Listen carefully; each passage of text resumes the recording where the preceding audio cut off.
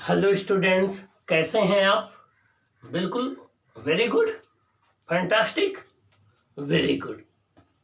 Students, ये आपका 9th class है, जो कि सबसे अच्छा, सबसे ब्रिलियंट, सबसे आपका गुड क्लास माना जाता है। यही एक ऐसा क्लास है जो आपके करियर की शुरुआत करता है। 9th से ही आपको अपने डिफरेंट करियर ऑप्शन के विषय में सोचना होगा कि आपको कहाँ जाना है, किस मंजिल में जाना है, किस रास्ते पर जाना है। क्या आपको अपने एम को डिसाइड कर लेना होगा। उस एम के अकॉर्डिंग अभी से आपको काम करना होगा, अभी से आपको स्टडी करनी होगी, अभी से अपने गोल को फिक्स करना होगा, अभी से अपने टाइम टेबल डिसाइड करना होगा, अभी से अपने शेड्यूल के अकॉर्डिंग अपने फ्यूचर के लिए प्लान करना होगा। क्योंकि आने वाले समय में आपको एक टॉपर बनना है ना, आने वाले समय में आपको सेलेक्ट होना है ना, आने वाले समय में आपको एक बड़ा इंसान बनना है ना, आने वाले समय में एक सक्सेसफुल इंसान बनना है ना, आने वाले समय में लोगों के लिए एग्जाम्पल बनना है आपको ना।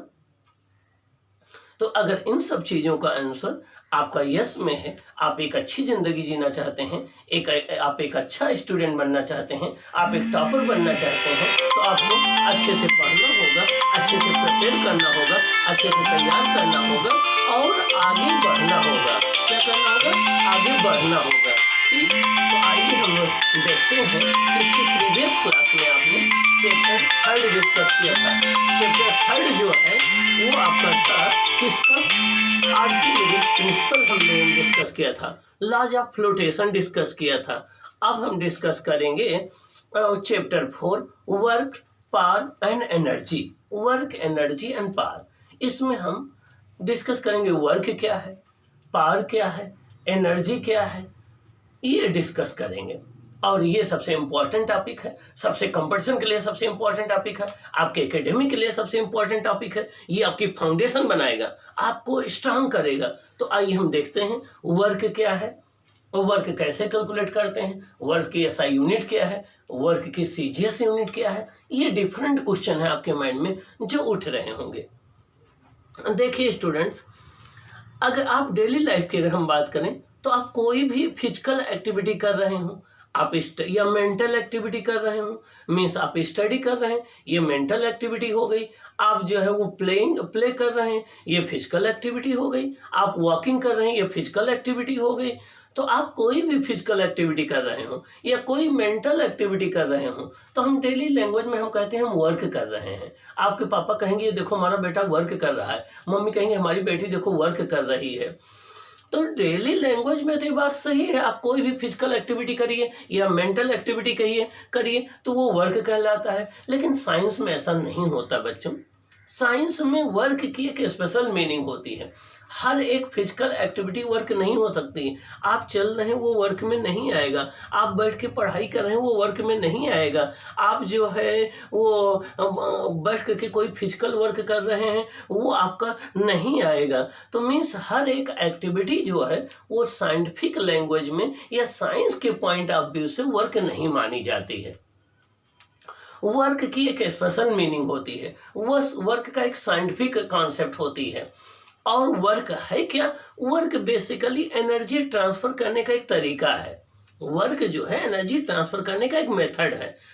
वर्क में क्या होता है, हम किसी बॉडी पर फोर्स अप्लाई करते हैं, उसके बाद उस बॉडी को डिस्प्लेस करते हैं। तो हम जिस बॉडी पर फोर्स अप्लाई करते हैं, फोर्स अप्लाई करने वाले हम हो गए, तो हमारी एनर्जी तो लॉस होती है। और जिस बॉडी पर हम वर्क डन करते हैं उसकी एनर्जी इंक्रीज होती है। तो मीन्स मेरी जितनी एनर्जी लॉस होगी उतनी एनर्जी उसकी इंक्रीज हो जाएगी। तो एक तरह से मेरे अंदर से वर्क का ट्रांसफर या एनर्जी का ट्रांसफर उस बॉडी में हो गया। तो वर्क जो है एनर्जी ट्रांसफर करने का एक मेथड है, एक तरीका है। मीन्स आप किसी अगर बॉडी को पुल कर रहे हो तो आप उस बॉडी पर वर्क डन कर रहे हो तो आपकी एनर्जी लॉस हो रही है, उस बॉडी की एनर्जी इंक्रीज हो रही है और जो आपने वर्क डन किया वो उसके अंदर एनर्जी के रूप में स्टोर हो जा रहा है। तो वर्क एक मेथड है एक बॉडी से एनर्जी को दूसरी बॉडी में ट्रांसफर करने का। ओके, वर्क में हम दो क्वेश्चन हमारे माइंड में राइज होता है, कौन वर्क डन कर रहा है, किस बॉडी पर वर्क डन कर रहा है। मान लीजिए हम किसी बॉडी को पुश कर रहे हैं तो वर्क डन हम कर रहे हैं, किस पर कर रहे हैं? बॉडी पर कर रहे हैं। तो हमेशा दो बातें सोचना है कि कौन वर्क डन कर रहा है, किस बॉडी पर कर रहा है, ठीक है ना। Means who is doing work and on what body it is doing work. तो जो वर्क करेगा, who will do the work, उसको हम डोरर बोलेंगे, वर्क का कार्य करने वाला बोलेंगे, और उसकी एनर्जी लॉस होगी। जिस पर वर्क डन किया जाएगा उसकी एनर्जी इंक्रीज होगी। तो वर्क डन में दो चीजें इन्वॉल्व होती हैं, एक जिस बॉडी पर वर्क डन किया जाता है, एक जो वर्क डन करता है। ओके, अगर मान लीजिए अर्थ एप्पल को अपनी तरफ खींच रही है, तो यहाँ वर्क डन अर्थ कर रही है, किस पर कर रही है? एप्पल पर कर रही है। तो अर्थ की एनर्जी डिक्रीज करेगी, एप्पल की एनर्जी इंक्रीज करेगी। तो मीन्स वर्क डन में आपको ये देखना है कि कौन बॉडी वर्क डन कर रही है, किस पर वर्क डन कर रही है। और वर्क डन करने के लिए हमें फोर्स देखना होता है, डिस्प्लेसमेंट देखना होता है कि फोर्स कितना अप्लाई किया जा रहा है, बॉडी के किस पॉइंट पर अप्लाई किया जा रहा है। और जिस पॉइंट पर फोर्स अप्लाई किया जाता है उसको पॉइंट ऑफ एप्लीकेशन बोलते हैं। तो हम अगर फोर्स अप्लाई कर रहे हैं तो कितना फोर्स अप्लाई कर रहे हैं, किस पॉइंट पर अप्लाई कर रहे हैं, अप्लाई करने पर क्या बॉडी में डिस्प्लेसमेंट हो रहा है, नहीं हो रहा। अगर मान लीजिए हम इस दीवार पर फोर्स अप्लाई करें तो फोर्स तो हम अप्लाई कर रहे हैं, लेकिन यहाँ पर वर्क डन जीरो हो जाएगा, भले हम थक जाएं, हमारी मस्कुलर एनर्जी लॉस हो जाए। तो साइंस में वर्क डन की एक स्पेशल मीनिंग है। आइए हम डिस्कस करते हैं कि वर्क डन क्या है, ये स्केलर है या वेक्टर है, इसकी एसआई यूनिट क्या है, सीजीएस यूनिट क्या है, 1 जूल वर्क को कैसे डिफाइन करें, ये हम लोग डिस्कस करेंगे इस चैप्टर में। ओके, ये बड़ा इंपॉर्टेंट चैप्टर है, बड़ा कॉन्सेप्चुअल चैप्टर है, बहुत ही ईजी चैप्टर है, इसको आपको अच्छे से ध्यान देना है। आइए हम देखते हैं वर्क डन क्या है। चैप्टर 4 वर्क एंड एनर्जी, ये हमारा चैप्टर 4 है, जिसको हम वर्क और एनर्जी बोलते हैं। क्या बोलते हैं? वर्क और एनर्जी बोलते हैं। तो chapter 4 work and energy. Topic 1 क्या है? वर्क। टॉपिक 1 क्या है? Work. When a force is applied on a body, when a force is applied on a body and it is displaced in the direction of force, work is said to be done. When a force is applied on a body and it is displaced and the body is displaced in the direction of force, work is said to be done. मतलब क्या हुआ? हम किसी body पर force apply करें, हम किसी body पर फोर्स अप्लाई करें और वो बॉडी फोर्स के डायरेक्शन में डिस्प्लेस्ड हो जाए, तो हम कहते हैं कि उस फोर्स ने वर्क डन किया उस बॉडी पर। मीन्स जब भी हम किसी बॉडी पर फोर्स अप्लाई करें और वो बॉडी फोर्स की डायरेक्शन में डिस्प्लेस हो जाए, तो हम कहते हैं वर्क डन हुआ। Means when force is applied on a body and the body is displaced in the direction of force, we say that work has to be done. हम कहेंगे वर्क डन हुआ, किस पर? उस बॉडी पर। किसने किया? उस फोर्स ने किया। और उस फोर्स को जिस एजेंट ने अप्लाई किया उसकी एनर्जी लॉस हुई होगी और उस बॉडी की एनर्जी इंक्रीज हुई होगी। आइए डायग्राम के थ्रू हम इसको समझते हैं। ये कोई एक बॉडी है, ये कोई एक बॉडी है, इसका पॉइंट ए जो है point of application of force है। पॉइंट ए पर हमने फोर्स अप्लाई किया एफ, तो पॉइंट ए को बोलेंगे point of application of force. क्या बोलेंगे? Point of application of force. तो पॉइंट ए जो है, पॉइंट ए वो पॉइंट है बॉडी का जिस पर हमने फोर्स अप्लाई किया है, तो पॉइंट ए कहलाएगा point of application of force. देखिए फोर्स किस डायरेक्शन में है? राइट डायरेक्शन में है। और बॉडी देखिए यहाँ से डिस्प्लेस होकर के यहाँ आ गई, तो पॉइंट ए का डिस्प्लेसमेंट कितना हुआ? यस हुआ। किस डायरेक्शन में? राइट डायरेक्शन में। तो फोर्स भी राइट डायरेक्शन में है, डिस्प्लेसमेंट भी राइट डायरेक्शन में, दोनों देखिए सेम डायरेक्शन में है। हमने यह फोर्स अप्लाई किया ए पॉइंट पर, पॉइंट ए यहाँ से देखिए यहाँ डिस्प्लेस हो गया, तो इसका डिस्प्लेसमेंट कितना हुआ? ये यस। फोर्स कितना अप्लाई किया? एफ। तो दोनों सेम डायरेक्शन में है। हम कहेंगे वर्क डन कितना हुआ? F into S. हम क्या कहेंगे? वर्क डन कितना हुआ? F into S. Force into displacement. क्या? Force into displacement. तो जब भी किसी बॉडी पर हम फोर्स अप्लाई करें और वो बॉडी फोर्स की डायरेक्शन में डिस्प्लेस्ड हो, तो हम कहते हैं वर्क डन हो रहा है। और वर्क डन जो होगा फोर्स इंटू डिस्प्लेसमेंट के प्रोडक्ट के बराबर होगा। वर्क डन जो होगा फोर्स इंटू डिस्प्लेसमेंट के प्रोडक्ट के इक्वल होगा। ओके, आइए, it is denoted by W. जो वर्क डन है उसको हम कैपिटल डब्ल्यू से डिनोट करते हैं। किससे डिनोट करते हैं? डब्ल्यू से। तो वर्क डन को हम कैपिटल डब्ल्यू से डिनोट करते हैं। वर्क डन इक्वल टू हो जाता है जितना आपने फोर्स अप्लाई किया, force into displacement of point of application in the direction of force. एक तो फोर्स जो आपने अप्लाई किया और जो point of application of force A है, इसका फोर्स की डायरेक्शन में डिस्प्लेसमेंट कितना हुआ, displacement of point of application in the direction of force means point of application का फोर्स की डायरेक्शन में डिस्प्लेसमेंट कितना हुआ। तो वर्क डन जो होता है फोर्स इनटू डिस्प्लेसमेंट होता है। अब डिस्प्लेसमेंट किसका, पॉइंट ऑफ एप्लीकेशन का। पॉइंट ऑफ एप्लीकेशन मतलब वो पॉइंट जिस पॉइंट पर हम फोर्स अप्लाई कर रहे हैं, किस डायरेक्शन में, फोर्स की डायरेक्शन में। तो वर्क डन इक्वल टू होता है force into displacement of point of application in the direction of force. Work done equal to force into displacement of the point of application in the direction of force. अब इसका formula क्या हो जाएगा, W equal to होता है F into S. W equal to क्या होता है, F इंटू एस। F क्या है, फोर्स, S क्या है, डिस्प्लेसमेंट। F क्या है, फोर्स, S क्या है, डिस्प्लेसमेंट। आइए SI यूनिट देखते हैं। SI unit of work done. अब वर्क डन की SI यूनिट देखिए क्या होगी, वर्क डन की SI यूनिट होगी, देखिए SI यूनिट ऑफ वर्क क्या होगी, देखिए यहाँ फोर्स है, फोर्स की SI यूनिट न्यूटन होती है। यहाँ S डिस्प्लेसमेंट है, डिस्प्लेसमेंट की SI यूनिट मीटर होती है। तो न्यूटन इंटू मीटर, क्या न्यूटन इंटू मीटर, क्या न्यूटन इंटू मीटर। लेकिन इसको न्यूटन इंटू मीटर ना कह के इसको हम जूल कहते हैं, क्योंकि एक जूल साइंटिस्ट थे, उनका नाम था प्रेस्कॉट जूल। उन्हीं जूल साइंटिस्ट को क्रेडिट देने के लिए जूल हम राइट करते हैं। और इसका सिंबल क्या होता है, कैपिटल J। सिंबल क्या होता है, कैपिटल J। तो वर्क डन की यूनिट क्या हो गई, जूल या न्यूटन इंटू मीटर, या क्या हो गई, न्यूटन इंटू मीटर। तो चाहे न्यूटन इंटू मीटर कहिए या जूल कहिए, ज्यादातर हम लोग जूल राइट करते हैं। अब आइए देखें, its unit is also written as. अब वर्क डन की यूनिट को और किस तरीके से SI यूनिट को लिख सकते हैं, एक तो SI यूनिट ऑफ जूल हो गई, और SI यूनिट को कैसे राइट कर सकते हैं, आइए हम देखते हैं। Its unit is also written as, work done equal to होता है फोर्स इंटू डिस्प्लेसमेंट, और फोर्स क्या होता है, मास इंटू एक्सेलरेशन। फोर्स किसके इक्वल होता है, मास और इंटू एक्सेलरेशन के, ये m हो गया, और इंटू a के, और इंटू डिस्प्लेसमेंट, क्या डिस्प्लेसमेंट, डिस्प्लेसमेंट कितना हो गया s।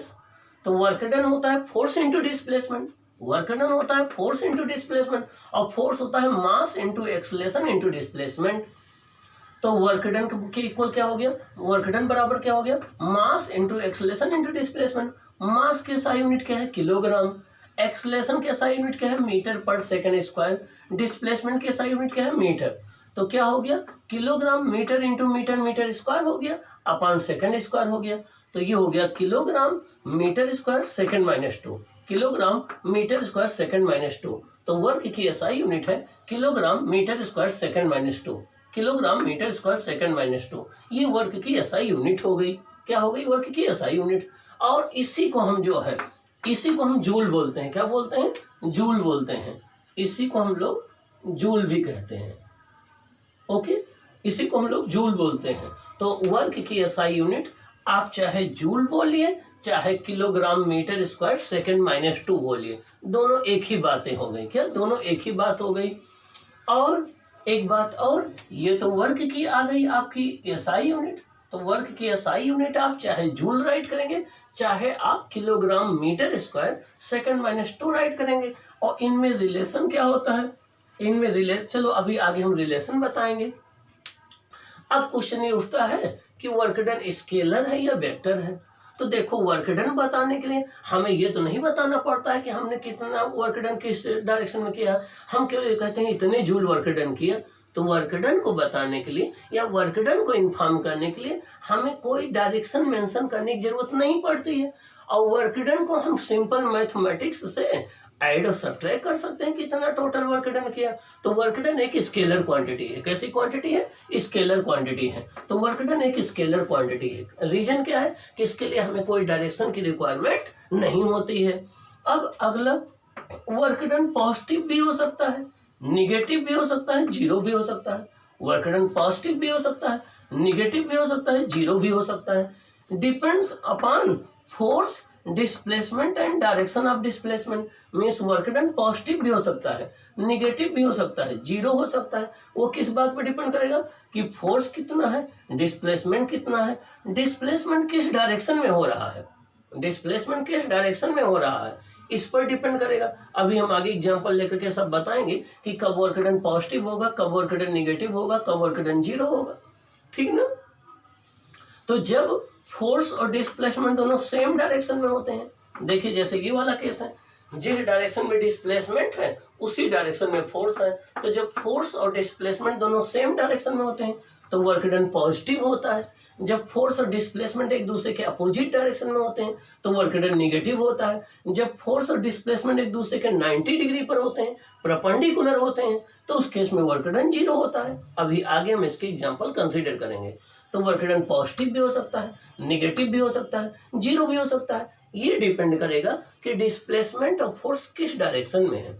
अगर जिस डायरेक्शन में डिस्प्लेसमेंट है उसी डायरेक्शन में फोर्स है, दोनों एक दूसरे के पैरेलल है, उनके बीच में एंगल 0 डिग्री है, तो हम कहेंगे वर्क डन पॉजिटिव है।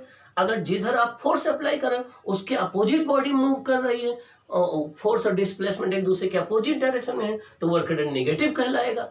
और अगर फोर्स और डिस्प्लेसमेंट एक दूसरे के परपेंडिकुलर है, 90 डिग्री पर है, तो उस केस में वर्क डन क्या कहलाएगा, जीरो हो जाएगा। कोई बॉडी अगर सर्कुलर पाथ पर मूव कर रही है तो वर्क डन जीरो होता है। कोई बॉडी, कोई इलेक्ट्रॉन न्यूक्लियस के चारों ओर मूव कर रहा है तो वर्क डन जीरो होता है। तो वर्क डन पॉजिटिव भी हो सकता है, निगेटिव भी हो सकता है और जीरो भी हो सकता है। ये डिपेंड करेगा कि फोर्स और डिस्प्लेसमेंट कितना है और डिस्प्लेसमेंट की डायरेक्शन क्या है। अगर आप फोर्स अप्लाई करें, इस दीवार पर हम फोर्स अप्लाई करें, इस वॉल पर फोर्स अप्लाई करें, तो ये वॉल मूव तो कर नहीं जाएगी, तो इसका डिस्प्लेसमेंट जीरो होगा, तो वर्क डन जीरो होगा। तो अगर डिस्प्लेसमेंट ही नहीं हो रहा बॉडी में तब भी वर्क डन जीरो होगा। अगला है डिफिनेशन ऑफ 1 जूल। अब चलिए हम 1 जूल को डिफाइन करें कि 1 जूल वर्क डन कब होता है। क्या डिफाइन करेंगे 1 जूल को, क्या डिफाइन करेंगे 1 जूल कि 1 जूल वर्क डन कब माना जाता है। अब आइए देखते हैं, ये कोई एक बॉडी, देखिए ये कोई बॉडी है, यहाँ पर हमने पॉइंट ए पर, देखिए पॉइंट ए पर हमने कितना फोर्स अप्लाई किया, 1 न्यूटन का कितना फोर्स अप्लाई किया, और इसका जो पॉइंट ऑफ एप्लीकेशन है ये ए पॉइंट यहाँ आ गया। इसमें डिस्प्लेसमेंट कितना हुआ, 1 मीटर हुआ, कितना हुआ 1 मीटर हुआ। तो जब किसी बॉडी पर हम 1 न्यूटन का फोर्स अप्लाई करें, जब किसी बॉडी पर 1 न्यूटन का फोर्स अप्लाई करें और वो बॉडी फोर्स की डायरेक्शन में 1 मीटर डिस्प्लेस्ड हो, वो बॉडी फोर्स की डायरेक्शन में 1 मीटर डिस्प्लेस्ड हो, तो हम कहते हैं कि उस फोर्स के द्वारा वर्क डन 1 जूल हो गया। उस फोर्स के द्वारा वर्क डन कितना हुआ 1 जूल। देखिए वर्क डन होता है फोर्स कितना 1 न्यूटन और डिस्प्लेसमेंट 1 मीटर, तो 1 न्यूटन इंटू मीटर, या इसको आप लिखते हैं 1 किलोग्राम मीटर पर सेकंड स्क्वायर। 1 किलोग्राम मीटर, इसको हम लिखते हैं 1 किलोग्राम मीटर स्क्वायर पर second square, 1 kilogram metre square पर सेकंड स्क्वायर, और इसी को क्या बोलते हैं 1 जूल। तो 1 किलोग्राम मीटर स्क्वायर पर second square equal to 1 joule. ये आपका रिलेशन आ गया। देखिए 1 किलोग्राम मीटर पर second square equal to 1 joule. 1 kilogram metre square, 1 kilogram metre square पर second square equal to 1 joule. तो ये जो है आपका रिलेशन आ गया, 1 किलोग्राम मीटर स्क्वायर पर second square equal to 1 joule, ये रिलेशन आ गया। अब हम कैसे डिफाइन करेंगे 1 जूल को, आइए डिफाइन कर दें। If we apply 1 newton of force on a body, हम किसी बॉडी पर कितना फोर्स अप्लाई करें, 1 न्यूटन अप्लाई करें, कितना अप्लाई करें 1 न्यूटन अप्लाई करें। It is displaced by 1 metre in the direction of force, और बॉडी को फोर्स की डायरेक्शन में कितना डिस्प्लेस करें बच्चों 1 मीटर, कितना डिस्प्लेस करें 1 मीटर।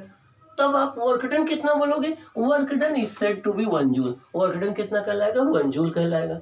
तो when 1 newton force is applied on a body and the body displaced, the body is displaced in the direction of force, the body is displaced in the direction of force, work done is said to be 1 joule। हम कहेंगे work done कितना है 1 joule. 1 joule की definition important है exam के लिए, आप right कर लेंगे। कैसे लर्न करेंगे, when 1 newton force is applied on a body and the body is displaced in the direction of force 1 metre and the body is displaced 1 meter in the direction of force, work done is said to be 1 joule। अब आइए देखें CGS unit बात करें। एक होता है MKS, MKS में distance को मीटर में मेजर करते हैं, मास को किलोग्राम में मेजर करते हैं, टाइम को सेकंड में मेजर करते हैं, उसको एमकेएस यूनिट कहते हैं। एमकेएस यूनिट या एसआई यूनिट में वर्क डन की यूनिट क्या है? जूल। तो एसआई यूनिट जूल क्या है? जूल। और सीजीएस, सीजीएस होता है centimetre gram second system, CGS होता है सेंटीमीटर ग्राम सेकंड सिस्टम। तो अब हम देखें कि सीजीएस यूनिट वर्क की क्या होती है। तो वर्क की सीजीएस यूनिट होती है डाइन इंटू सेंटीमीटर। क्या? डाइन इंटू सेंटीमीटर, या इसको हम अर्ग बोलते हैं। क्या बोलते हैं? अर्ग, ERG, अर्ग बोलते हैं या अर्ग बोलते हैं। तो आइए देखें सीजीएस यूनिट ऑफ, हाँ, वर्क डन की बड़ी यूनिट देख लो। तो वर्क डन की बड़ी यूनिट में आपकी आ जाती है, देखिए वर्क डन की बिगर यूनिट आपकी आ जाएगी। देखिए बिगर यूनिट में किलो जूल होती है। तो 1 किलो जूल होता है 1000 जूल, 1 किलो जूल होता है 1000 जूल। तो इसको 10⁻³ जूल लिख सकते हैं। 1 किलो जूल होता है 10⁻³ जूल। 1 मेगा जूल होता है 10⁻6 जूल। 1 मेगा जूल होता है 10⁻6 जूल। तो वर्क डन की जो बड़ी यूनिट होती हैं वो किलो जूल होती हैं, मेगा जूल होती हैं। 1 किलो जूल होता है 10⁻³ जूल, 1 किलो जूल होता है 10⁻³ जूल, और 1 मेगा जूल होता है 10⁻6 जूल। अब हम देखें सीजीएस यूनिट वर्क की क्या है। वर्क डन इक्वल टू क्या है? Force into displacement. Work done equal to क्या है? Force into displacement. अब सीजीएस सिस्टम में फोर्स की यूनिट क्या होती है? डाइन। डिस्प्लेसमेंट की यूनिट क्या होती है? सेंटीमीटर। तो डाइन इंटू सेंटीमीटर। क्या? Dyne into centimetre. और 1 डाइन इंटू 1 सेंटीमीटर को 1 अर्ग बोलते हैं। क्या बोलते हैं? 1 अर्ग बोलते हैं। 1 डाइन इंटू 1 सेंटीमीटर को 1 अर्ग बोलते हैं। इसका मतलब हो गया कि जब किसी बॉडी पर 1 डाइन का फोर्स अप्लाई किया जाए और वो बॉडी 1 सेंटीमीटर डिस्प्लेस्ड हो फोर्स की डायरेक्शन में, अगर किसी बॉडी पर 1 डाइन का फोर्स अप्लाई किया जाए और वो बॉडी फोर्स की डायरेक्शन में 1 सेंटीमीटर डिस्प्लेस हो, 1 डाइन का फोर्स आप अप्लाई करें, बॉडी फोर्स की डायरेक्शन में 1 सेंटीमीटर डिस्प्लेस हो, तो वर्क डन कितना होगा? 1 अर्ग होगा। क्या होगा? 1 अर्ग होगा। तो 1 erg is defined as the 1 erg is defined as the 1 erg is defined as the work done by a force of 1 dyne by displacing a body 1 centimeter in the direction of force। तो जब भी किसी body पर 1 dine का force apply किया जाए, body force की direction में 1 सेंटीमीटर डिस्प्लेस्ड हो जाए, तो हम कहेंगे वर्क डन कितना हुआ? 1 अर्ग हुआ। क्या हुआ? 1 अर्ग। तो सीजीएस सिस्टम में वर्क डन की यूनिट क्या है? अर्ग। सीजीएस सिस्टम में क्या है? Erg. 1 dyne into centimetre equal to 1 erg होता है। अब आप और देखिए, अब हम देखें 1 जूल होता है 1 किलोग्राम मीटर स्क्वायर पर सेकंड स्क्वायर। 1 जूल होता है 1 किलोग्राम मीटर स्क्वायर पर सेकंड स्क्वायर। और देखिए 1 किलोग्राम मीटर स्क्वायर पर सेकंड स्क्वायर। अब हम देखें कि क्या रिलेशन होता है 1 जूल और अर्ग में। तो देखिए 1 किलोग्राम मीटर स्क्वायर पर सेकंड स्क्वायर। आप किलोग्राम को सीजीएस में लिखोगे ग्राम में, तो 1 किलोग्राम के प्लेस पर कितना लिखोगे? 1000 ग्राम। देखिए 1 किलोग्राम के प्लेस पे आ जाएगा 1000 ग्राम। और सीजीएस में हम डिस्टेंस को सेंटीमीटर में लिखते हैं, यहाँ मीटर में लिखते हैं। देखिए ये मीटर में है, ये सेंटीमीटर में है। 1 मीटर होता है 100 सेंटीमीटर। 100 को क्या लिखते हैं? 10⁻²। क्या लिखते हैं? 10⁻²। तो देखिए यहाँ 1 मीटर था तो ये हो गया 100 सेंटीमीटर, यहाँ मीटर स्क्वायर था तो यहाँ 10⁻² सेंटीमीटर का होल स्क्वायर हो गया। यहाँ मीटर के प्लेस पर क्या लिखोगे? सेंटीमीटर। और 1 मीटर होता है 100 सेंटीमीटर, तो यहाँ हो जाएगा 10⁻² सेंटीमीटर का होल स्क्वायर। और सेकंड स्क्वायर यहाँ भी है, सेकंड स्क्वायर यहाँ भी है। अब आप देखिए 1 किलोग्राम मीटर स्क्वायर पर सेकंड स्क्वायर, इसको 1 जूल बोलते हैं। क्या बोलते हैं? 1 जूल बोलते हैं। ये हो जाएगा 10⁻, देखिए ये हो जाएगा, इसका होल स्क्वायर करोगे तो 10⁻², 10⁻4 हो जाएगा। और 10⁻³ ये है 10⁻7 हो जाएगा, तो हो जाएगा 10⁻7 हो जाएगा। और ग्राम 10⁻7 हो जाएगा, ये आपका 10⁻7 हो जाएगा। और ग्राम यहाँ सेंटीमीटर स्क्वायर सेकंड -2, 10⁻7 ग्राम सेंटीमीटर स्क्वायर सेकंड -2। और 1 ग्राम सेंटीमीटर स्क्वायर सेकंड -2 को 1 अर्ग बोलते हैं। देखिए 1 ग्राम पर सेंटीमीटर स्क्वायर को 1 अर्ग बोलते हैं। ये देखिए 1 gram centimetre square second minus 2 equal to होता है 1 अर्ग। क्या होता है? 1 अर्ग। 1 gram centimetre square second minus 2 को बोलते हैं 1 अर्ग। तो ये हो जाएगा 10⁻⁷ अर्ग। तो हो गया 1 kilogram metre square second minus 2 को क्या बोलते हैं? 1 जूल। तो 1 जूल इक्वल टू क्या हो गया? 10⁻⁷ अर्ग। 1 जूल इक्वल टू क्या हो गया? 10⁻⁷ अर्ग। 1 जूल इक्वल टू क्या होगा? 10⁻⁷ अर्ग। अब हम देखें कि 1 अर्ग को डिफाइन कैसे करें। When one dyne force is applied on a body, when one dyne force is applied on a body and it is displaced in the direction of force. When one dyne force is applied on a body and it is displaced 1 centimeter. कितना displace कर रहे हैं? 1 centimetre. कितना force apply कर रहे हैं? 1 dyne. ठीक ना? The work done is said to be 1 erg. Work done कितना होगा? 1 अर्ग होगा। वर्क डन कितना होगा? 1 अर्ग होगा। इसका मतलब हो गया कि जब भी किसी बॉडी पर हम 1 डाइन का फोर्स अप्लाई करें, वो बॉडी 1 सेंटीमीटर डिस्प्लेस्ड हो फोर्स की डायरेक्शन में, तो वर्क डन 1 अर्ग होगा। ओके। अब इसके बाद हम डिस्कस करेंगे कि डिफरेंट केसेस क्या है वर्क डन के। वर्क डन कब पॉजिटिव होता है, वर्क डन कब निगेटिव होता है, वर्क डन कब जीरो होता है, ये हम डिफरेंट केसेस इसके डिस्कस करेंगे। आपको इसको अच्छे से पढ़ना है, इसको प्रिपेयर करना है, एग्जाम में आपको टॉपर बनना है और आने वाले टाइम में हर एग्जाम में अब आपको टॉप करना है, क्योंकि अब आपको एक सक्सेसफुल इंसान बनना है। अब आपको बिल्कुल एक ब्रिलियंट स्टूडेंट बनना है। तो आप इसको अच्छे से सीखेंगे, करेंगे, फिर चैनल पर जाके सब्सक्राइब करेंगे। कोई चीज नहीं समझ में आएगा, हम आपकी जरूर हेल्प करेंगे, जरूर हेल्प करेंगे। ओके।